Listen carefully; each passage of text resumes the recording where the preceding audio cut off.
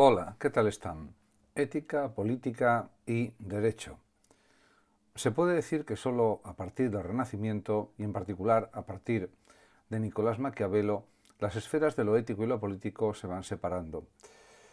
El mundo cristiano ya las había separado, si bien las coordinaba mediante la legitimación ético-religiosa de lo político. Podemos pensar, por ejemplo, en el agustinismo político que tuvo tanta significación durante la Edad Media y también pues, a partir de las obras de San Agustín de Hipona, que murió en el año 430 después de Cristo. En la Ciudad de Dios, por ejemplo, escrita para justificar que el cristianismo no era la causa del derrumbe del Imperio Romano, pues ya se observa este agustinismo político y en general en los escritos de Agustín de Hipona, a través de la polis como categoría fundamental de la etapa histórica de la Grecia antigua, que podemos situar pues, en pensadores como Platón, Aristóteles, Sócrates, etc., pues se puede decir que las esferas de lo ético estaban ya interconectadas, diríamos fundidas una en otra. En la Atenas antigua los ciudadanos a la vez tenían que ser buenos ciudadanos y realmente lo ético estaba dentro de lo político.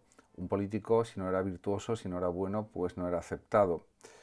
Por supuesto, también se puede pensar en los sofistas que pues enseñaban lo contrario, cómo ganar en los debates de la forma que fuera, engañando, mintiendo, manipulando, pero desde el universalismo ético socrático, platónico y aristotélico, pues había que tener unos valores éticos fundamentales que no podían ser cambiados, que no podían ser transformados en función de los intereses personales de cada ciudadano.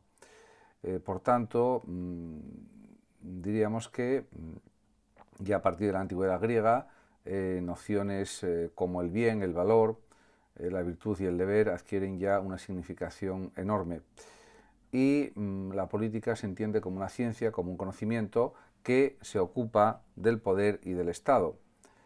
Además, es evidente que en el mundo griego la disciplina filosófica que llamamos ética coincide con lo que hoy llamamos también ciencia política, por lo explicado anteriormente.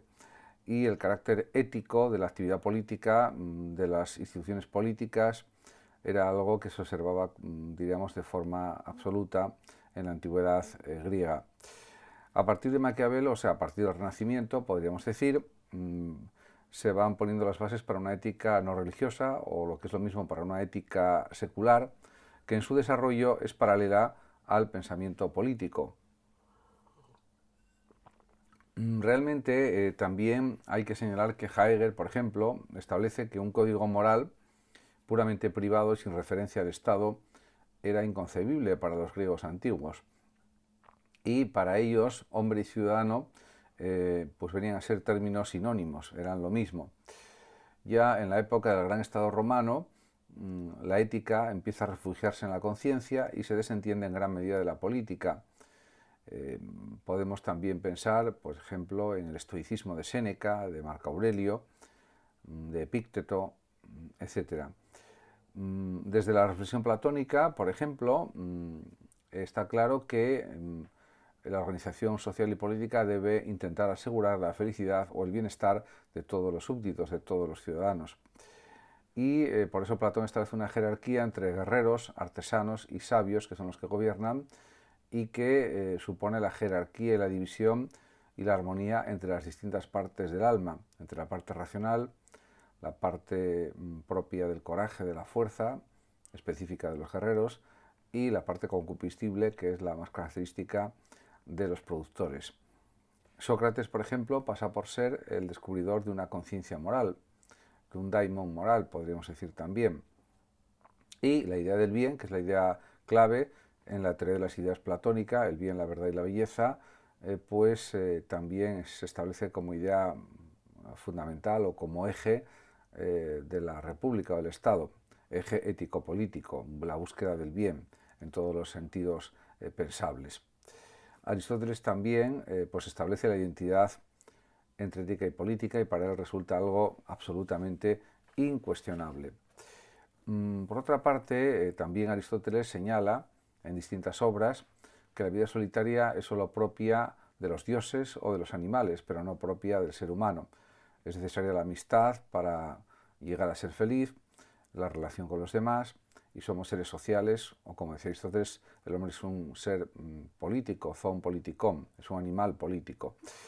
Además, también es el primero, Aristóteles o el Estagirita, en hacer la clasificación de formas de Estado en un sentido más riguroso, más preciso, científico, podríamos decir.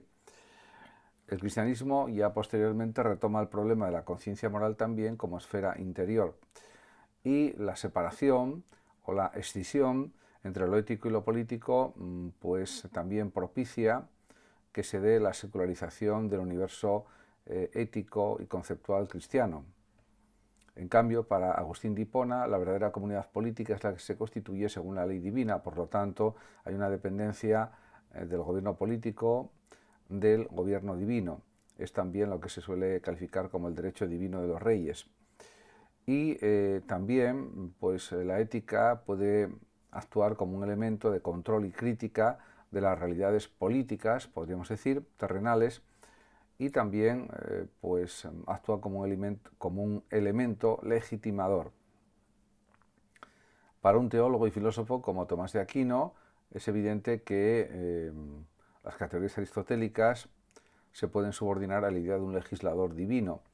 En ese sentido, Tomás de Aquino toma ciertas ideas del aristotelismo, pero las reformula desde su pensamiento teológico y filosófico, y no está de acuerdo, por supuesto, con todo lo que afirma Aristóteles, por ejemplo, en relación con la eternidad de la materia o del mundo, ya que el mundo ha sido creado por Dios y el universo pues también en un sentido más amplio.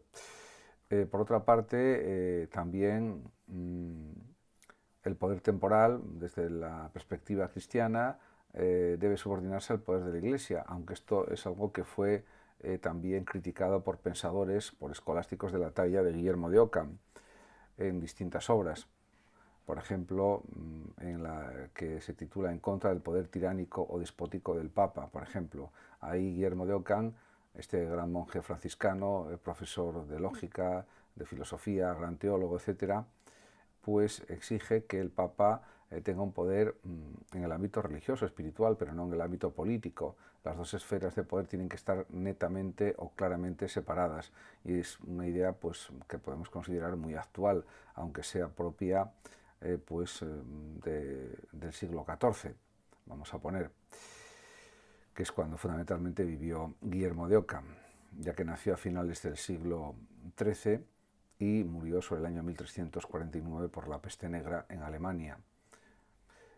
Por otra parte, también es verdad que esta exigencia de autonomía del poder del Estado, del poder temporal, del poder político estatal, dará lugar con Maquiavelo, por ejemplo, a la definitiva separación entre lo ético y lo político.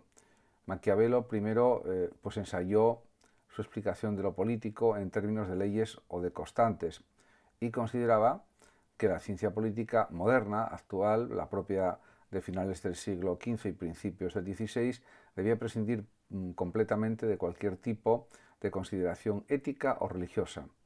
En este aspecto diríamos que era una interpretación demasiado, diríamos, violenta de lo que es la realidad, porque justificaba cualquier tipo de acción política, y así pues lo establece el propio Maquiavelo en El Príncipe y en otros escritos.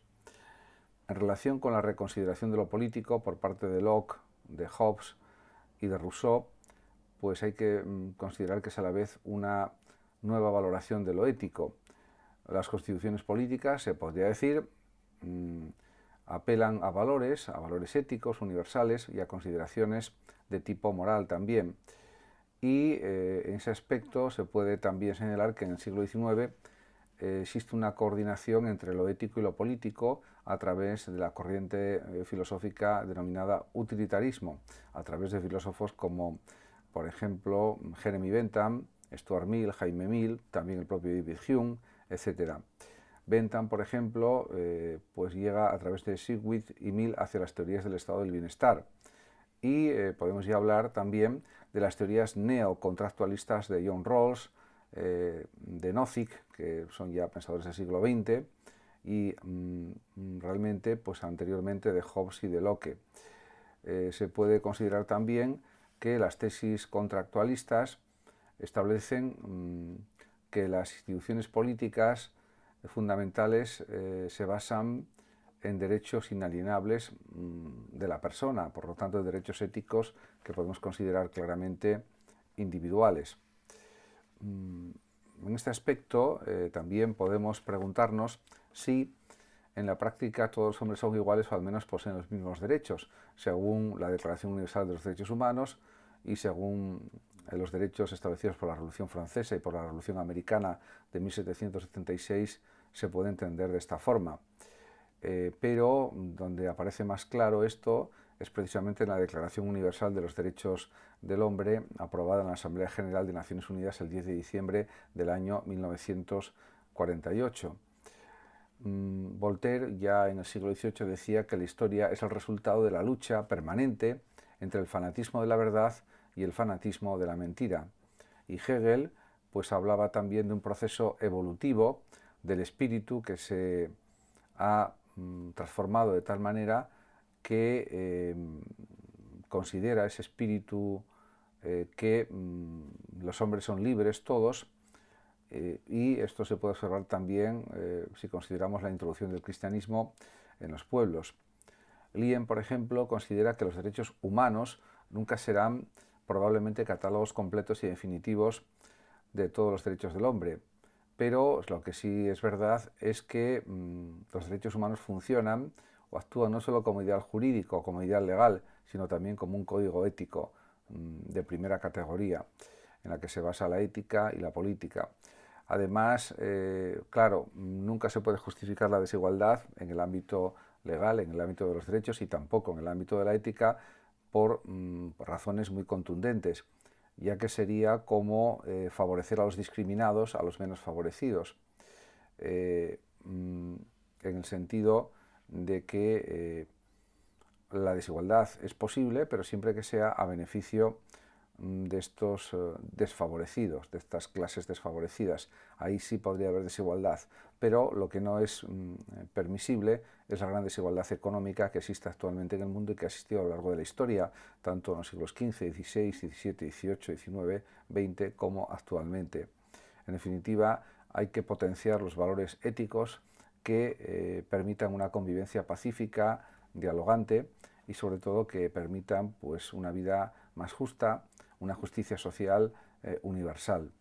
En la Edad Media, por ejemplo, o incluso en la moderna, solo se conocen los derechos elementales de los órdenes de la estratificación social, pero, por supuesto, hay que establecer unas garantías para que las clases bajas, si es que existen, tengan unos derechos reconocidos y tengan también una calidad de vida y una dignidad vital adecuada. Si pensamos en la Edad Media, se puede observar que un exponente de tales derechos básicos es la famosa Carta Magna inglesa del año 1215, que es, podemos decir, la primera constitución que surgió ya pues, a partir de la Edad Media.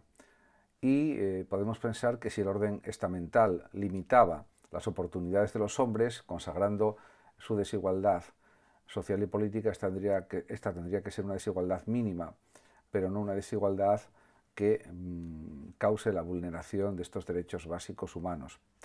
El francés Sébastien Chatillon, que a raíz de la persecución de Servet denunció las persecuciones religiosas, es también, diríamos que, un pensador que lucha por esa igualdad en derechos de todas las personas.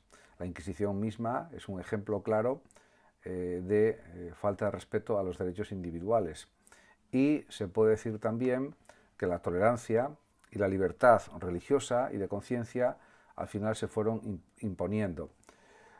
Podemos también señalar que la abolición de la tortura y la humanización del derecho penal también fueron avances muy adecuados y, por ejemplo, ya en 1628 la Petition of Reglet pues protegía en Inglaterra, en el Reino Unido, los derechos personales y patrimoniales. Y también otro logro de la Revolución Británica o de la forma de pensar propia de los británicos en el siglo XVII o de la política británica fue el Acta de Habeas Corpus de 1679, que prohibía, por ejemplo, la detención de individuos sin mandamiento judicial, y también se prohibía someter a la persona detenida al juez ordinario dentro de un plazo superior a 20 días, para evitar una lentitud judicial extrema que perjudicaba a las personas, a los acusados, que también tenían sus derechos procesales, podríamos decir. También John Locke, en el siglo XVII, ya que murió en 1704 y nació en 1632, y que era médico y filósofo, consideró que los derechos humanos eran algo esencial, los derechos naturales, si queremos, y que tenían un alcance universal gracias a su fundamentación precisamente justnaturalista. En cuanto a la Revolución Americana, se puede decir que la Declaración de Independencia del 4 de julio de 1776 pues planteó y afirmó la abolición, por ejemplo, de la trata de esclavos, algo que posteriormente dio lugar a la Guerra de Secesión norteamericana, ya que había una parte de Estados Unidos que no estaba de acuerdo con esta abolición de la esclavitud, algo que por otra parte era muy sensato y era lo lógico.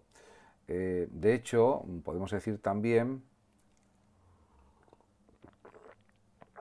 que la esclavitud fue prohibida en Francia, pero en 1794, pero fue restablecida por Napoleón en 1802. En Inglaterra, en 1833, fue prohibida la esclavitud, y en Estados Unidos en 1865 por parte del presidente Lincoln. Y fue un logro social de primer nivel. El proletariado, por otra parte, durante el siglo XIX, con los movimientos anarquistas, socialistas, comunistas, etc., también reivindicó los derechos económicos y sociales, como no podía ser de otra forma. Y también se notó la insuficiencia de los derechos individuales si la democracia política no se convertía además en una democracia social, algo absolutamente necesario también. Y hubo pues más conquistas decisivas en el ámbito de la representación política y de la asociación. Por ejemplo, la libertad de sindicación tuvo una especial significación e importancia. En cuanto al socialismo utópico, por ejemplo, de Saint-Simon, de Proudhon, de Fourier, de Owen y de otros, pues era generalmente hostil al Estado capitalista, al Estado burgués del siglo XIX. En cambio, el socialismo científico de Marx y Engels y su descendencia intelectual buscaba una revolución social, incluso violenta, para eliminar este capitalismo que dominaba las masas, que las explotaba con un trabajo excesivo de 14 horas o de más horas incluso, con unos sueldos miserables. En definitiva, quería evitar la alienación del proletariado. Ya la Constitución francesa de 1848 pues estableció los derechos relativos al trabajo, a la asistencia sanitaria y, por parte del Estado, del Gobierno, y a la educación. También empezó la reivindicación más fuerte de los derechos de la mujer. Ya a finales del siglo XIX la mujer ya accedió a la enseñanza superior y a una serie de profesiones, algo que hasta entonces era algo impensable y prohibido de una forma totalmente absurda. Toynbee, por ejemplo, también estableció que había en el tercer mundo un verdadero ingente proletariado exterior, que había que intentar darle más medios económicos para que dejara de ser ese proletariado pobre y explotado. Y aparte que había que eliminar esa explotación en el trabajo también. En este aspecto, los postulados o los planteamientos de la justicia social tradicional se han hecho cada vez más extensivos a más gente, y se busca siempre en los estados del bienestar el bien común, el bien general. De hecho, pensar, por ejemplo, en la efectividad espontánea de las normas del derecho natural es como pensar en la desaparición del Estado, en cierta medida. Y ya Milley, Bentham y Burke pues vienen a señalar que los derechos del hombre pues son inmensamente ambiciosos, pero tienen un carácter ilusorio porque no se están cumpliendo en la realidad, aunque son un ideal a alcanzar. En relación con esto, el modelo positivista, en cambio, que podemos llamar voluntarista también, positivista voluntarista, considera que todo derecho se crea por la voluntad de los gobernantes. Y el derecho positivo, por ejemplo, puede ser un elemento de progreso en la teoría de los derechos fundamentales. Elías Díaz, por ejemplo, habla del derecho a la vida, de la dignidad el derecho a la libertad de pensamiento y de expresión se entiende también, el derecho a la veraz información, también pues habla de los derechos económicos y sociales, de los derechos políticos, del derecho a la igualdad ante la ley, del derecho a reunión y del derecho pues también a realmente a reivindicar pues unas mejores condiciones de vida, por ejemplo. En ese sentido, eso está reconocido prácticamente en todas las constituciones democráticas actuales. Muchas gracias a todos por su atención, saludos como siempre, a los oyentes de Radio Sofando de México y hasta mi próximo vídeo.